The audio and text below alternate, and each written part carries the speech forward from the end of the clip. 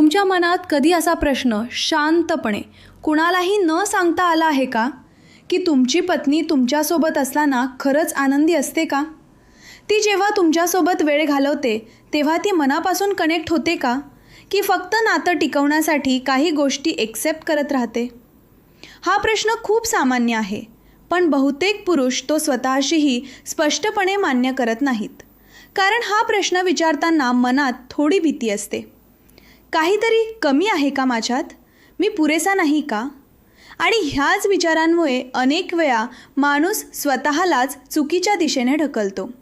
आपण मोठं होताना समाजातून, मित्रांकडून, इंटरनेटवरून जे काही ऐकतो त्यातून आपल्या मनात एक ठराविक पिक्चर तयार होतं. त्या पिक्चरमध्ये शारीरिक गोष्टींना खूप जास्त महत्त्व दिलं जातं. सवी, ताकद, परफॉर्मन्स, जणू ह्याच गोष्टी सगळं ठरवतात. आणि मग माणूस स्वतःची तुलना करायला लागतो. मी तितका चांगला आहे का? मी कुठे कमी पडतोय का? अशा प्रश्नांमध्ये तो अडकून पडतो. पण इथेच एक मोठा गैरसमज आहे, जो समजून घेणं खूप गरजेचं आहे. वास्तविक आयुष्यात, विशेषतः नात्यात, गोष्टी इतक्या सरळ आणि एकाच घटकावर अवलंबून नसतात. कोणत्याही स्त्रीसाठी तिच्या पार्टनरसोबतचा अनुभव हा फक्त एका फिजिकल गोष्टीवर ठरत नाही. तिच्यासाठी महत्त्वाचं असतं ते म्हणजे तिला त्या व्यक्तीसोबत कसं वाटतं. जर तिला सुरक्षित वाटत असेल, जर तिला आदर मिळत असेल, जर तिच्या भावना समजून घेतल्या जात असतील, तर ती नॅचरली जास्त कम्फर्टेबल आणि ओपन होते. आणि जेव्हा कम्फर्ट येतो तेव्हा कनेक्शन तयार होतो. इथे एक साधी पण खूप महत्त्वाची गोष्ट लक्षात घ्या. कम्फर्ट हा कोणत्याही नात्याचा फाउंडेशन असतो. जर मनातच हेजिटेशन असेल, ऑकवर्डनेस असेल, तर कितीही बाहेरून सगळं ठीक दिसलं तरी आतून समाधान मिळत नाही. म्हणूनच अनेक वेळा स्त्रिया डिरेक्ट काही बोलत नाहीत, पण त्यांच्या बिहेवियरमध्ये सबटिल चेंजेस दिसतात. कधी त्या थोड्या शांत होतात, कधी इंटरेस्ट कमी झाल्यासारखा वाटतो. आणि पुरुषांना हे कळत नाही, कारण त्यांनी कधी त्या अँगलने विचारच केलेला नसतो. आता इथेच दुसरी महत्त्वाची गोष्ट येते, स्वच्छता आणि स्वतःची काळजी. ही खूप बेसिक वाटणारी गोष्ट आहे, पण तिचा परिणाम खूप खोलवर जातो. जर व्यक्ती स्वतःची नीट काळजी घेत असेल, हायजीन मेंटेन करत असेल, तर त्यातून एक पॉझिटिव्ह इम्प्रेशन तयार होतो. उलट जर ही गोष्ट इग्नोर केली तर अट्रॅक्शन कमी होणं खूप नॅचरल आहे. कारण शेवटी अट्रॅक्शन हा फक्त अपिअरन्सवर नाही, तर ओव्हरऑल पर्सनॅलिटीवर अवलंबून असतो. त्याचबरोबर आत्मविश्वास देखील महत्त्वाचा आहे. पण इथे एक बॅलन्स खूप गरजेचा आहे. जर एखादी व्यक्ती खूपच नर्वस असेल, स्वतःवर विश्वास नसेल, तर ते लगेच जाणवतं. आणि दुसरीकडे जर कोणी खूपच ओव्हर कॉन्फिडंट असेल, समोरच्या व्यक्तीच्या फिलिंग्सकडे दुर्लक्ष करत असेल, तर तेही तितकंच निगेटिव्ह वाटू शकतं. त्यामुळे शांत, बॅलन्स्ड आणि रिस्पेक्टफुल कॉन्फिडन्स हा सगळ्यात इफेक्टिव्ह असतो. आता एक खूप महत्त्वाचा पॉईंट, कम्युनिकेशन. अनेक वेळा नात्यात प्रॉब्लेम हा शरीराशी संबंधित नसतोच. प्रॉब्लेम असतो की आपण एकमेकांशी मोकळेपणाने बोलत नाही. आपल्याला वाटतं की समोरच्या व्यक्तीला आपोआप सगळं समजेल, पण रियालिटीमध्ये असं होत नाही. प्रत्येक व्यक्ती वेगळी असते, तिच्या अपेक्षा वेगळ्या असतात आणि त्या समजून घेण्यासाठी संवाद आवश्यक असतो. तुम्ही कधी शांतपणे बसून तुमच्या पत्नीशी तिच्या एक्सपेक्टेशन्सबद्दल बोललात का? तिला काय आवडतं? तिला कशामुळे कम्फर्टेबल वाटतं? काय गोष्टी इम्प्रूव्ह करता येतील हे विचारण्याची सवय आहे का? जर नाही, तर कदाचित तिथेच एक गॅप तयार होत आहे आणि हाच गॅप पुढे जाऊन डाऊट्समध्ये बदलतो. आणखी एक गोष्ट जी लक्षात घेणं गरजेचं आहे, कंपॅरिझन टाळणं. आजकाल इंटरनेटवर खूप माहिती उपलब्ध आहे, पण त्यातली सगळी माहिती वास्तवाशी जुळतेच असं नाही. लोक अनेकदा एक्झॅजरेशन करतात, अनरिअलिस्टिक एक्सपेक्टेशन्स तयार करतात आणि मग आपण स्वतःची तुलना त्या गोष्टींची करतो.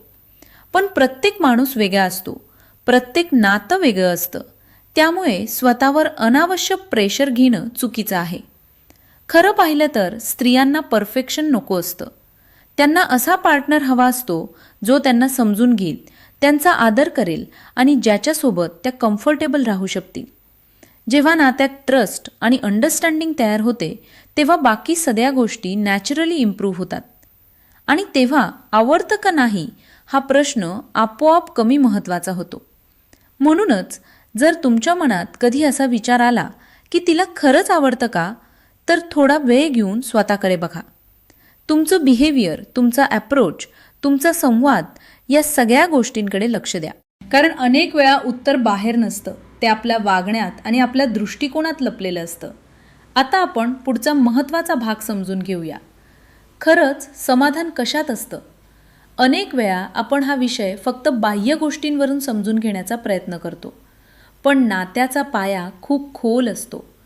कोणत्याही नात्यात समाधान ही एक सिंगल गोष्ट नसते, ती अनेक छोट्या छोट्या गोष्टींच्या एकत्र परिणामातून तयार होते. म्हणूनच जर आपल्याला खरं उत्तर शोधायचं असेल तर आपल्याला थोडं शांतपणे, प्रामाणिकपणे आणि वास्तवाकडे बघावं लागतं.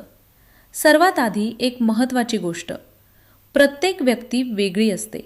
तिच्या भावना, तिच्या अपेक्षा, तिच्या आवडीनिवडी सगळं वेगळं असतं.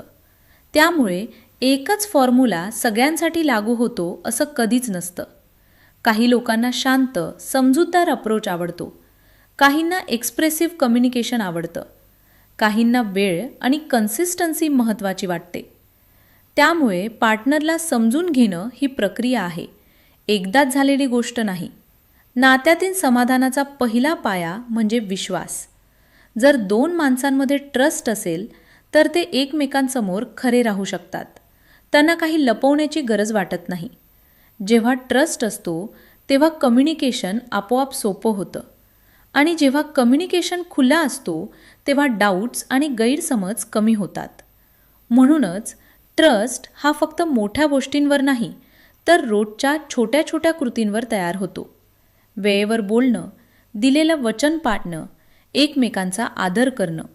आता एक प्रॅक्टिकल गोष्ट, लाईफस्टाईल. अनेक वेळा आपण रिलेशनशिपबद्दल बोलताना हेल्थकडे दुर्लक्ष करतो, पण हेल्थ आणि रिलेशनशिप यांचा थेट संबंध आहे. जर तुमची एनर्जी कमी असेल, तुम्ही सतत थकलेले असाल किंवा तुमचं ओव्हरऑल हेल्थ ठीक नसेल तर त्याचा परिणाम तुमच्या मूडवर आणि बिहेवियरवर होतो.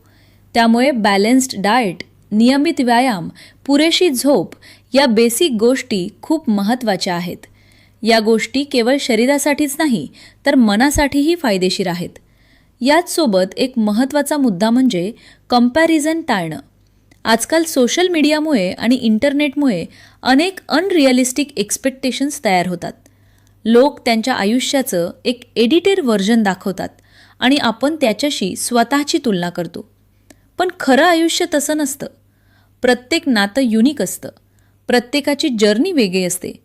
त्यामुळे दुसऱ्यांशी तुलना करण्यापेक्षा स्वतःच्या नात्यावर लक्ष केंद्रित करणं जास्त महत्त्वाचं आहे. आता आपण एक सेन्सिटिव्ह पण महत्त्वाचा मुद्दा पाहूया, कम्युनिकेशनबद्दल. ओपननेस.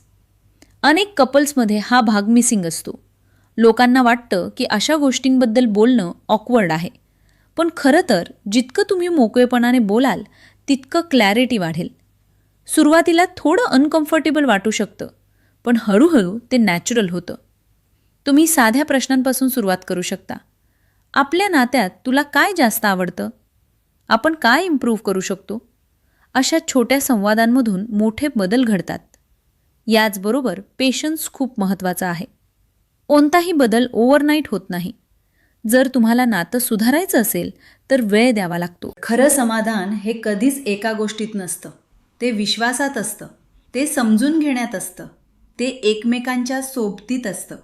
आणि जेव्हा हे सगळं एकत्र येतं तेव्हा आवडतं का नाही हा प्रश्न हळूहळू महत्त्व कमी करतो.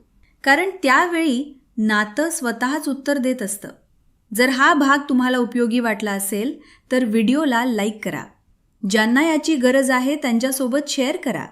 आणि अशाच माहितीपूर्ण प्रॅक्टिकल विषयांसाठी चॅनलला सबस्क्राईब करायला विसरू नका.